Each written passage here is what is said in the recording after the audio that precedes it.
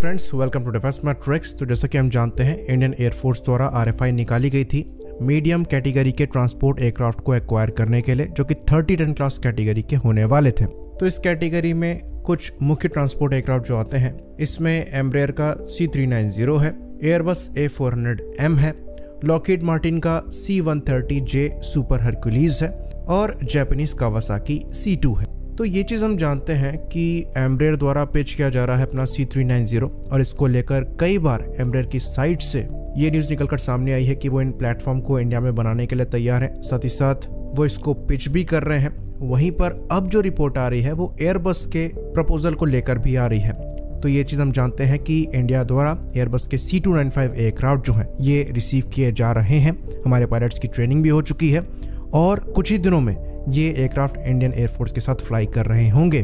तो इसी कोऑपरेशन को आगे बढ़ाने के लिए एयरबस द्वारा अपने एयरबस A400M को ऑफर किया गया है, जो कि अगर आप बाकी प्लेटफॉर्म से कंपेयर करें जो कि यहाँ पर ऑफर में हो सकते हैं, उनसे ये आपको सबसे ज़्यादा कैपेबल दिखाई देगा और उतना ही एक्सपेंसिव भी दिखाई देगा। तो यहाँ पर जो रिक्वायरमेंट है ये 60 से 80 एयरक्राफ्ट तक की हो सकती है। तो इस लिहाज से भी जो कॉस्ट है ये एक बड़ा फैक्टर होगा, क्योंकि ऑर्डर संख्या बड़ी है तो ज़्यादा महंगे एयरक्राफ्ट और महंगी डील को लीड करेंगे। तो ये चीज़ हमने यूरोप में देखी है कि कई ऐसी कंट्रीज हैं जिन्होंने अपने C130J सुपर हरक्यूलीज को ड्रॉप करके एयरबस के A400 को चॉइस बनाया है। उसके पीछे रीज़न ये हो सकता है क्योंकि उनकी रिक्वायरमेंट लिमिटेड थी, इसलिए उनके लिए ये capable but expensive platform sense बना रहे थे। इंडिया के लिए कितना सेंस बनाते हैं ये देखने वाली बात होगी। तो हमने इन सारे प्लेटफॉर्म्स को कंपेयर किया हुआ है कैपेबिलिटी वाइज और प्राइसिंग वाइज भी, तो उसी चीज़ को हम आगे देख लेते हैं। तो अगर आप 18 से 30 टन कार्गो कैरिंग कैपेसिटी में मॉडर्न ट्रांसपोर्ट एयरक्राफ्ट को देखेंगे तो यहाँ पर आपको मेनली 4 एयरक्राफ्ट दिखेंगे जो कि प्रोड्यूस किए जा रहे हैं। पहला एयरबस का A400M है, दूसरा लॉकहीड मार्टिन का C130J सुपर हरक्यूलीज है, तीसरा एम्ब्रेयर का C390 मिलेनियम है और चौथा जापानीज कावासाकी C2 है। तो इन चारों प्लेटफॉर्म में से जो C130 सुपर हरक्यूलीज है ये इंडियन एयरफोर्स के साथ पहले से ही सर्विस में है। करीबन 12 के नंबर में इन एयरक्राफ्ट को हम पहले से ऑपरेट करते हैं। तो हमारे द्वारा ये स्पेशल ऑपरेशंस में यूज़ किए जाते हैं। इनमें शॉर्ट टेक ऑफ और लैंडिंग की कैपेबिलिटी है, साथ ही साथ ये रफ रनवेज में भी आराम से लैंड कर सकते हैं। तो अब आते हैं स्पेसिफिकेशन पर और शुरुआत करते हैं एयरबस के A400M से। तो एयरबस का A400M एटलस एयरक्राफ्ट 2013 से ही सर्विस में है और ये यूरोपियन कंट्रीज द्वारा यूज़ किया जाता है, जिसमें German air force, French air force, Spanish air force के साथ साथ रॉयल एयरफोर्स भी इसकी ऑपरेटर है। तो फिलहाल के लिए इस एयरक्राफ्ट के अराउंड 180 यूनिट्स ऑर्डर कर दिए गए हैं और इनकी जो डिलीवरीज हैं ये ऑनगोइंग है और अराउंड 110 एयरक्राफ्ट पहले से ही डिलीवर किए जा चुके हैं। तो इस एयरक्राफ्ट की कैरिंग कैपेसिटी की बात करें तो 37 टन के आसपास ये कार्गो को कैरी कर सकता है, जो कि हमारे रिक्वायरमेंट से भी ज़्यादा है।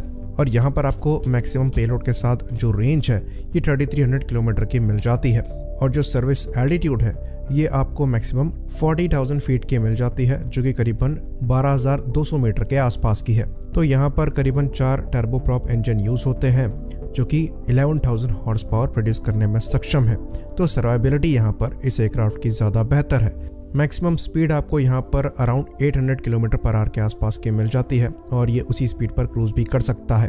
तो स्पेसिफिकेशन में ये one of the best aircraft है, लेकिन जब प्राइस की बात आती है तो ये उतना ही महंगा भी है। तो यहाँ पर हम 2021 के रेट को स्टैंडर्ड मान के चल रहे हैं और उसके हिसाब से इसका per unit price around $141 million के आसपास का है, जो कि इसे काफ़ी एक्सपेंसिव बनाता है। ऑल्दो ये कैपेबल भी उतना ही है। बाकी जब इस एयरक्राफ्ट के प्रोडक्शन लाइन शिफ्ट की बात आती है इंडिया में, तो एयरबस यहाँ पर कितनी विलिंग होगी ये भी फिलहाल के लिए क्वेश्चनेबल है।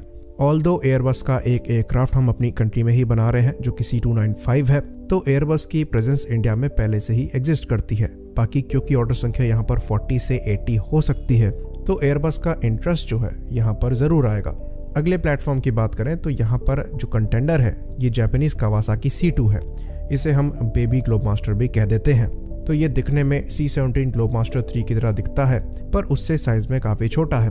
अगर आप इसका साइज कंपेयर करेंगे एयरबस के A400 से, तो यहाँ पर उससे लंबाई थोड़ी सी कम है और विंग स्पैन थोड़ा सा कम है। और ये एयरबस के 4 टर्बोप्रॉप इंजन के मुकाबले 2 ही जनरल इलेक्ट्रिक टर्बोफैन इंजन को यूज़ करता है। तो यहाँ पर आपको जो मैक्सिमम कैरिंग कैपेसिटी है ये अराउंड 37 टन की मिल जाती है, जो कि इक्विवेलेंट है एयरबस A400 की कैरिंग कैपेसिटी के। बाकी स्पीड यहाँ पर एयरबस A400 से थोड़ी ज़्यादा मिलती है, अराउंड 920 किलोमीटर पर आवर की, और cruising speed around 900 kilometre per hour की। पर रेंज के मामले में ये एयरबस A400 से काफ़ी आगे है। ये अपने पूरे पेलोड में करीबन 4500 किलोमीटर की मैक्सिमम रेंज दे देता है। वहीं पर जो एयरबस है ये अपने पूरे पेलोड के साथ खाली 3300 किलोमीटर की मैक्सिमम रेंज प्रोवाइड कराता है। तो मैक्सिमम सर्विस एल्टीट्यूड जो है वो यहाँ पर आपको 43,000 फीट का मिल जाता है, जो कि रफली 13,100 मीटर का है। तो स्पेसिफिकेशन वाइज हर मामले में कावासाकी C2 एयरबस के A400M से बेहतर है। खाली सर्वाइबिलिटी के मामले में एयरबस का A400 बेटर रहेगा, क्योंकि वहाँ पर 2 के मुकाबले 4 इंजन है। पर जब प्राइस की बात आती है तो इसका प्राइस भी उसी के हिसाब से ज़्यादा है। तो 2016 में इसका प्राइस कैलकुलेट किया गया था, जो कि पर यूनिट $136 मिलियन का था, लेकिन वो 2016 का प्राइस था। लेकिन अगर आप इन्फ्लेशन को जोड़कर यही चीज़ 2021 के प्राइस में देखेंगे, जैसा कि हमने A400 के केस में देखा था, तो ये $153 मिलियन पड़ जाता है, जो कि इसको एयरबस A400 से भी एक्सपेंसिव बनाता है। बाकी ये एयरक्राफ्ट खाली जापान द्वारा ही यूज़ किए जाते हैं और अभी तक एक्सपोर्ट नहीं किए गए हैं। ऑल्दो कोशिश करी जा रही है इनको एक्सपोर्ट करने की, तो खाली 15 ही एयरक्राफ्ट अभी तक बनाए गए हैं। और क्योंकि यहाँ पर एक्सपोर्ट की कोशिश करी जा रही है और बड़े ऑर्डर्स को देखने की कोशिश करी जा रही है, तो प्रोडक्शन लाइन शिफ्ट की पॉसिबिलिटी यहाँ एग्जिस्ट करती है, पर ये बहुत ही ज़्यादा एक्सपेंसिव है।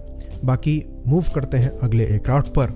तो ये लॉकहीड मार्टिन का C-130J सुपर हरक्यूलिस है। तो जैसा कि हमने डिस्कस किया था, इसका जो C-130J30 सुपर हरक्यूलिस वेरिएंट है ये हमारे साथ सर्विस में है, और करीबन 12 ऐसे एयरक्राफ्ट हम ऑपरेट करते हैं। तो ये बहुत ही कैपेबल एयरक्राफ्ट है, जैसा कि हम जानते हैं, और ये 99 से ही सर्विस में है और करीबन 500 के आसपास पहले से ही प्रोड्यूस किए जा चुके हैं। तो एयरबस A400 की तरह ये भी 4 टर्बोप्रॉप इंजन को यूज़ करता है, पर साइज वाइज और कैरिंग कैपेसिटी में उससे काफ़ी नीचे है। तो इसकी जो मैक्सिमम कैरिंग कैपेसिटी है ये 20 टन के आसपास की बताई जाती है, जो कि एयरबस और C2 के 37 टन से काफ़ी नीचे है। लेकिन इंडियन एयरफोर्स की जो RFI रिक्वायरमेंट है उसमें आती है, जो कि 18 टन की मिनिमम बताई गई है। तो ये एक काफ़ी वर्सेटाइल एयरक्राफ्ट है, जैसा कि हम जानते हैं, और इसे डिफरेंट रोल्स में कन्वर्ट किया जा सकता है। इसकी मैक्सिमम स्पीड आपको 670 किलोमीटर पर आवर की मिलेगी, जो कि पहले डिस्कस किए गए 2 एयरक्राफ्ट से कम है। साथ ही साथ यहाँ पर जो मैक्सिमम रेंज आपको मिलती है ये भी 15 टन पेलोड के साथ 3300 किलोमीटर की है, जो कि बहुत ज़्यादा नहीं है। और जो मैक्सिमम सर्विस सीलिंग यहाँ पर है ये आपको 8500 मीटर की मिलती है, जो कि पहले डिस्कस किए गए दोनों एयरक्राफ्ट से कम है। तो ये एक काफ़ी वर्सेटाइल प्लेटफॉर्म है और स्पेशलाइज्ड ऑपरेशन के लिए काफ़ी अच्छा है।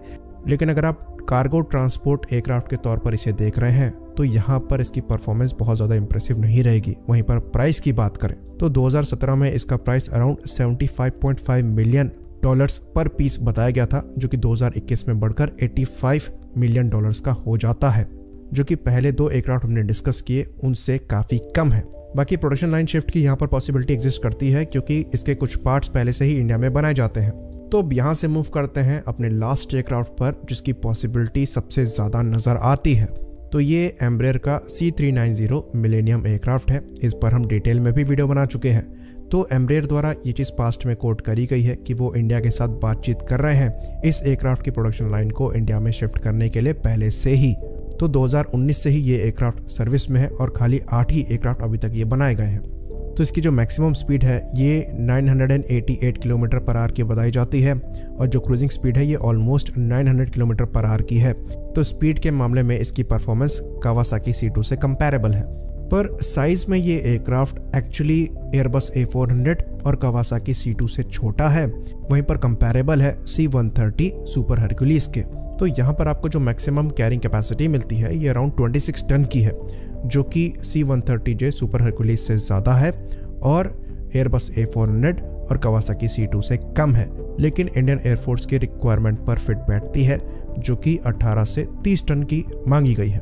बाकी जो मैक्सिमम रेंज है पूरे पेलोड के साथ, यानी कि 26 टन पेलोड के साथ, ये अराउंड 2100 किलोमीटर की है, जो कि अगेन एयरबस और कावासाकी C2 के कंपैरिजन में कम है और हरक्यूलिस के कंपैरिजन में ज़्यादा है। अगर यहाँ पर 14 टन का पेलोड दिया जाता है तो ये एयरक्राफ्ट 5800 किलोमीटर की मैक्सिमम रेंज देता है, और जो हरक्यूलिस है ये उतने ही पेलोड के साथ खाली 3200 किलोमीटर की मैक्सिमम रेंज प्रोवाइड कराता है। बाकी सर्विस सीलिंग की बात करें तो यहाँ पर मैक्सिमम 36,000 फीट की सर्विस सीलिंग मिल जाती है, जो कि 11,000 मीटर है, और ये एयरबस A400 और कवासाकी C2 से तो कम है, पर हरक्यूलिस की सर्विस सीलिंग से ज्यादा है। बाकी जो यहाँ पर यूनिट प्राइस है 2021 के हिसाब से ये $85 मिलियन है, जो कि इसको इक्विवेलेंट बनाता है C-130 सुपर हरक्यूलिस के कॉस्ट के, और उसी कॉस्ट में आपको ज्यादा परफॉर्मेंस यहाँ पर मिलती है। तो ये एयरक्राफ्ट बाकी चारों के कंपैरिजन में हमारी रिक्वायरमेंट को परफेक्टली सूट करता है। ऑल्दो अगर आप बेस्ट एयरक्राफ्ट की बात करेंगे परफॉर्मेंस वाइज तो ये कवासाकी का C2 है। आई होप इन्फॉर्मेशन क्लियर रही हो। इसी बात पर हम इस वीडियो को खत्म करेंगे। लाइक करिए, सब्सक्राइब करिए। जय हिंद।